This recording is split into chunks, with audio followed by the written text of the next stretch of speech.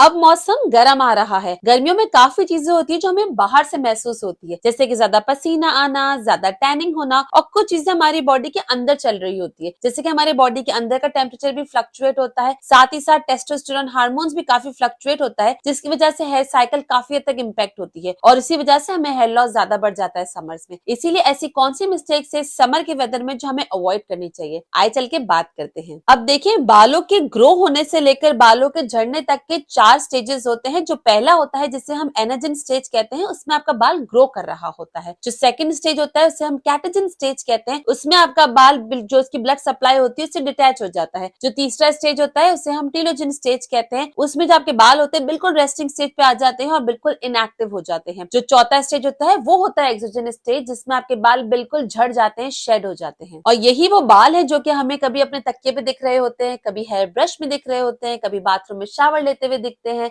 अब देखिए, बालों का झड़ना टूटना तो काफी नॉर्मल है। कुछ हद तक बाल अगर झड़ते हैं तो दिस इज परफेक्टली नॉर्मल। मसला कहाँ होता है? मसला ये होता है कि जो एक्सोजन लास्ट फेज था शेडिंग का, वो नॉर्मली 2 to 5 मंथ्स का होता है। अब यही चीज काफी लोगों में ज्यादा लंबी हो जाती है। काफी लोगों में तो साल साल तक ये फेज चलता है और सालों तक उनके बाल झड़ते रहते हैं। अब जब हमें समर्स में बहुत हार्श लाइट पड़ती है हमारी स्किन पे और हेयर पे, तो एक हार्मोन होता है जिससे हम कहते हैं मेलेटोनिन, वो नहीं बनता। और जब वो हार्मोन नहीं बनता तो उसी की वजह से जो एक्सोजन फेज होता है ना, ये ज्यादा लंबा हो जाता है। इन शॉर्ट, हमारे बाल गर्मियों में ज्यादा टूटने झड़ने लगते हैं। गर्मियों में पसीना ज्यादा आता है, और अगर पसीना नहीं भी आता ना, तो जब आप अपना सर खुजाल के देखेंगे ना, तो आपके स्कैल्प में ज्यादा वेटनेस या गीलापन लगेगा आपको। और ये होता है क्योंकि गर्मियों में सीबम ज्यादा प्रोड्यूस होता है, ऑयल ज्यादा प्रोड्यूस होता है। अब एक ड्राई स्कैल्प हो उसके वर्सेस अगर आप एक ऑयली स्कैल्प देखें जिसमें सीबम ज्यादा प्रोड्यूस हो रहा है ना, तो उसमें क्योंकि डर्ट, ऑयल, सीबम, ये सारी चीजें बिल्डअप हो जाती है, जिसकी वजह से जो हमारा हेयर का फॉलिकल होता है ना, वो ब्लॉक हो जाता है, वो क्लॉक हो जाता है। अब जो चीज ज्यादा गीली होती है वहीं पे बैक्टीरिया ज्यादा होते हैं, फंगल इन्फेक्शन ज्यादा होता है, डैंड्रफ ज्यादा होता है, इचिंग ज्यादा होती है। और यही चीज, इचिंग, हमारा हेयर लॉस का बहुत बड़ा कॉज बनती है। अब यहाँ पे मैं बात करूंगी जो कि हमें बहुत छोटी चीज लग रही होती है लेकिन बहुत बड़ा मसला कर देती है। अब जब सर्दी में हम अपने बालों को खुजली करते हैं, स्कैल्प पे से पाउडर जैसी फीलिंग आती है और हम कहते हैं अरे भाई ये तो फ्लेक्स आ रहे हैं, हमें डैंड्रफ हो रहा है,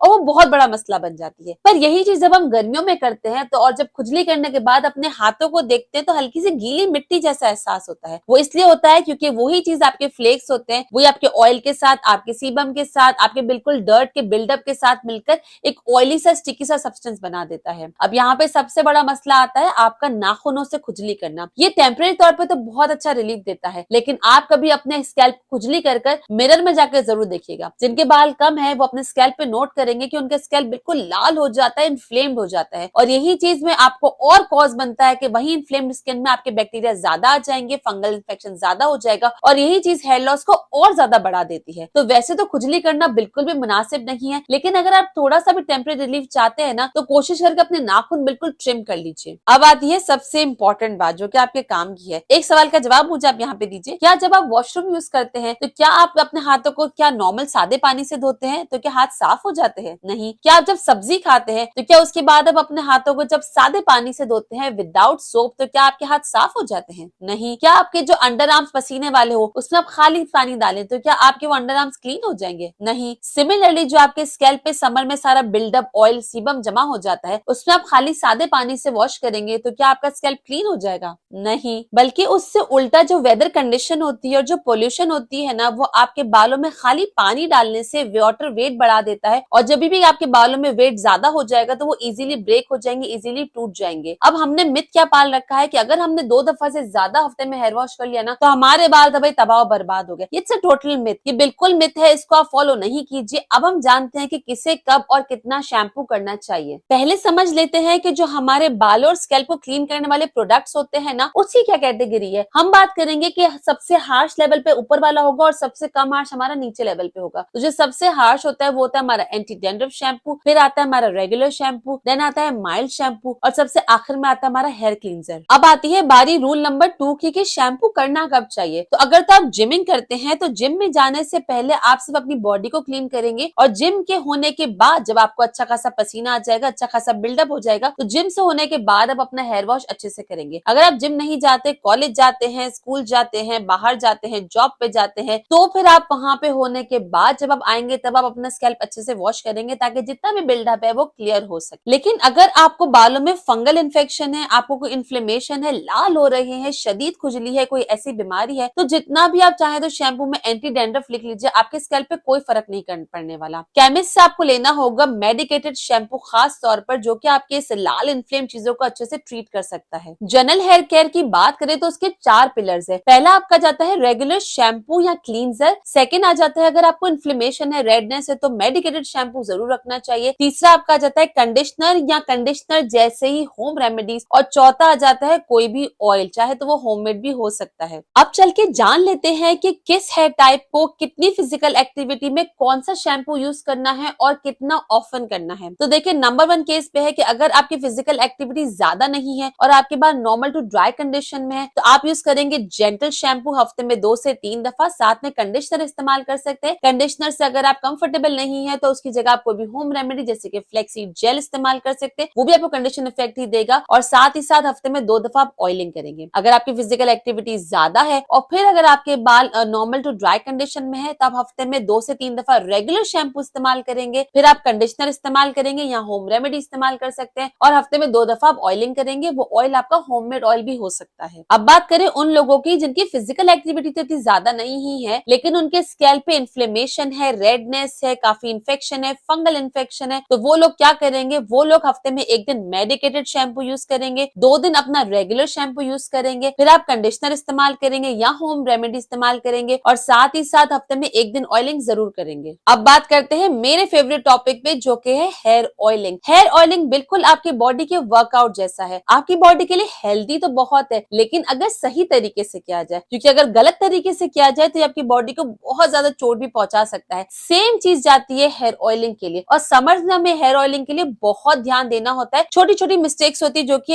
ये हेयर ऑयलिंग आपके बालों का गिरना और बढ़ा सकती है। एक टेस्ट मेरे साथ यहाँ पे कीजिए वीडियो को, इसके बाद थोड़ी देर के लिए पॉज कीजिएगा। एक जगह लीजिएगा ड्राई टिश्यू, एक जगह लीजिएगा वेट टिश्यू, दोनों को अपनी बैल्कनी में जाकर रख कर आइएगा और थोड़ी देर बाद देखिएगा कि ज्यादा गंदगी किस पे बैठी है। ऑब्वियसली जो चीज ज्यादा वेट होगी ना उसमें जाके पोल्यूशन ज्यादा सेटल होता है। सिमिलरली हमारे बालों के साथ भी ये है कि हम हेयर ऑयल लगाते हैं और काफी लोग हेयर ऑयल लगाने के बाद बाहर चले जाते हैं, मार्केट चले जाते हैं, कुछ लेने चले जाते हैं। अब उससे क्या होता है कि जो आपका ऑयली स्कैल्प होता है, स्टिकी स्कैल्प होता है ना, समर्स में उसमें ज्यादा पोल्यूशन और डर्ट और बिल्डअप जाके बैठ जाता है। उसकी वजह से आपके हेयर की ब्रीदेबिलिटी कम हो जाती है। हमें लग रहा होता है कि हमने तो बालों के लिए बहुत अच्छा काम किया है कि हमने हेयर ऑयलिंग लंबे टाइम के लिए करके रखी है और अब हम उसमें पूरे सारे काम भी कर रहे हैं, लेकिन उस बरक से उल्टा हो रहा होता है। तो जब भी आप समर्स में अपना हेयर ऑयलिंग करेंगे, कोशिश कर 1 से 2 घंटे के बाद अपना हेयर वॉश कर लेंगे, उसको ज्यादा लंबा नहीं रहने देंगे। रीजन बीइंग कि वो हेयर ऑयल समर्स में जितना ज्यादा रहेगा वो आपके पोर्स को उतना क्लॉग कर देगा और फायदा पहुंचाने की जगह उल्टा और नुकसान पहुंचाएगा। अब इसको समझने के लिए जरूरी है कि आप समझे कि हमें कौन कौन सी चीजें समर्स में हेयर ऑयलिंग के बाद प्रिवेंट यानी अवॉइड करनी चाहिए। इसे आप याद रखेंगे CPS के नाम से, C विच इज कवर। आप हेयर ऑयलिंग जो कि समर में करेंगे उसके बाद आप अपने बालों को कवर नहीं करेंगे, यानी हेलमेट नहीं पहनेंगे, कैप नहीं पहनेंगे, स्कार्फ नहीं पहनेंगे। इसके लिए जरूरी है कि आप हेयर ऑयलिंग के बाद थोड़ी देर घर पे ही रहे और फिर आप अपना हेयर वॉश करके जहां आपको जाना है जाए, जो आपको पहनना है पहन सकते। सेकेंड है P विच इज योर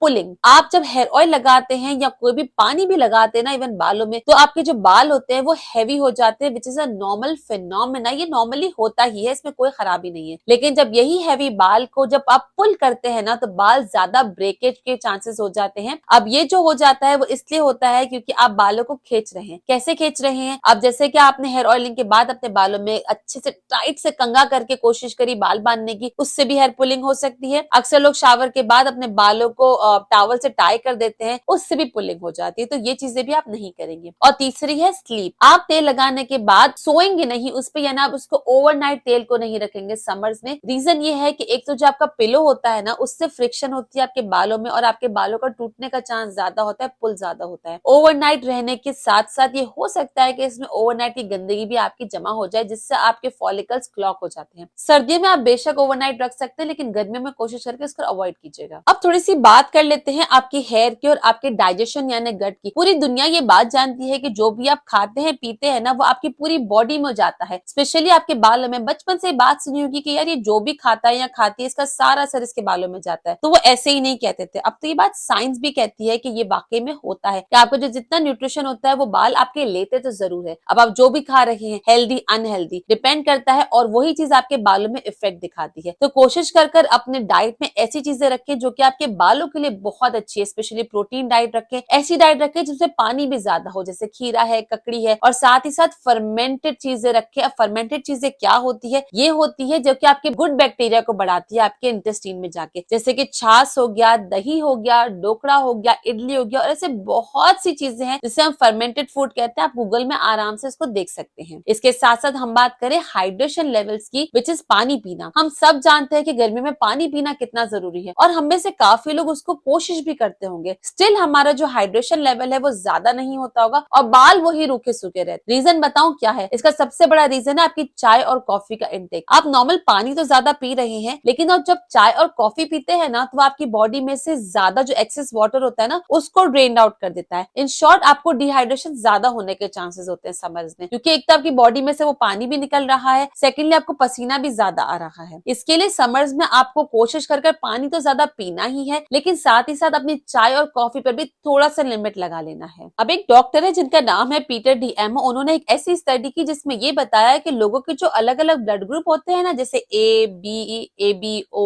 तो उनके हिसाब से अगर आप स्पेसिफिक फूड या स्पेसिफिक डाइट लेते हैं ना तो वो आपके एनर्जी लेवल बढ़ाने में भी काम आती है, आपका हेयर ग्रोथ में भी ज्यादा मदद करती है, और एक होता है ऑटो इम्यून हेयर लॉस, उसको भी कम करने में काफी मदद करती है। अब जैसे वो ये कहते हैं कि अगर आपका ब्लड ग्रुप ए है तो आप कोशिश करके डेयरी और मीट प्रोडक्ट्स नहीं लेंगे, बल्कि आपका दाल, वेजिटेबल, ये चीजें आपको ज्यादा फायदा देगी। अगर आपका ओ ब्लड ग्रुप है तो आप फिश, चिकन, डेयरी प्रोडक्ट्स लेंगे तो वो ज्यादा बेनिफिशियल होगी। अगर आपका ए बी ब्लड ग्रुप है तो आप कोशिश कर या तो टोफू या हल्के फुल्के जो नॉन वेजिटेरियन फूड होते हैं जैसे कि सी फूड, वो लेंगे तो ज्यादा हेल्पफुल होगा। अगर इस पे पूरी वीडियो चाहते हैं तो मुझे नीचे कमेंट करके बताइएगा, मैं इस पे पूरी डिटेल वीडियो भी आपके लिए बना दूंगी। और अब रह गया बी ब्लड ग्रुप। अगर आपका बी ब्लड ग्रुप है तो आप कॉर्न, पीनट बटर ये कोशिश कर अवॉइड करेंगे, और उसके बदले आप अगर आप ग्रीन वेजिटेबल्स लेंगे, एग्स लेंगे, तो वो आपको ज्यादा बेनिफिट देने वाला है। अब आते हैं the most entertaining part of the video पे, जो कि है आपका गंजपन यानी hair fall along with your stress. ये स्ट्रेस से आपके हेयर फॉल का क्या रिलेशन है? अक्सर आपने लोगों को देखा होगा, स्पेशली टीन एज या जो मिडिल एज के लोग होते हैं उनमें थोड़ा सा भी हेयर फॉल होता है ना, वो परेशान हो जाते हैं। अक्सर हमारी मम्मियों को बोलते हुए आपने सुना होगा कि टेंशन नहीं लो वरना बाल झड़ जाएंगे, गंजे हो जाओगे। तो this is in short very right कि ये ऐसा होता है। रीजन बीइंग होता क्या है, छोटी छोटी बातों पे स्ट्रेस, जो कि स्ट्रेस लेने वाली बात है ही नहीं। अब अक्सर बाल गीले होंगे तो लोग समझेंगे कि भाई बालों की जो है ना वो बहुत गंजपन ज्यादा बढ़ रहा है, हेयर लॉस ज्यादा हो रहा है। अब ये बात आपने फिजिक्स और साइंस में पढ़ी होगी, जिन्होंने वो ये बात जानते होंगे कि जब भी कोई चीज गीली होती है ना तो उसका सरफेस वॉल्यूम कम हो जाता है, वो कम दिखने लगता है। अब बाल गीले होते हैं तो फील ऐसा आता है कि बाल ज्यादा कम दिख रहे हैं, जबकि उनका सरफेस वॉल्यूम में कम हुआ होता है। और वही चीज जब ड्राई हो जाती है तो फूली फूली बड़ी बड़ी लग रही होती है। या अक्सर जब आप धूप में जाते हैं तो जो सन रेस पड़ती है तो आपके बालों का जो स्कैल्प का कंट्रास्ट बन जाता है और लोगों को लगता है कि हमारे बाल ज्यादा हल्के लग रहे हैं, ज्यादा झड़ने लग गए हैं। हालांकि ऐसा नहीं होता। तो छोटी छोटी बातों पे स्ट्रेस लेना बंद कीजिए। अगर कोई बड़ी बात है तो आई कैन अंडरस्टैंड, लेकिन ये छोटी छोटी बातों पे स्ट्रेस लेना बिल्कुल भी नहीं बनता। ये स्ट्रेस आपका हेयर लॉस और ज्यादा बढ़ा देगा। स्पेशली जब आप टीन एज से देखते हैं कि लोगों को प्यूबर्टी आती है, तो प्यूबर्टी के बाद वो ये बात देखते हैं, स्पेशली आदमियों को, लड़कों को, कि यहाँ से उनका वी बनने लगता है। तो जब ये एरिया बनता है तो वो स्ट्रेस आउट हो जाता है कि हमें तो गंजपन आ रहा। ऐसा बिल्कुल भी नहीं है। तो don't freak out, don't stress out, और एटलीस्ट दिस मैटर। तो ये सारी बातें थी आपके बालों को हेल्दी और स्ट्रॉन्ग रखने के लिए, और बालों से रिलेटेड क्या मिथ्स जुड़े हुए हैं वो भी हमने डिस्कस किए। अगर वीडियो अच्छी लगी है तो इसे लाइक कीजिए, शेयर कीजिए, कमेंट जरूर कीजिएगा। और अगर मेरे दोस्तों अभी तक सब्सक्राइब नहीं किया है तो आप क्या कर रहे हैं? फौरन चैनल को सब्सक्राइब कीजिए, और मैं आपसे मिलती हूँ नेक्स्ट वीडियो में। Till then,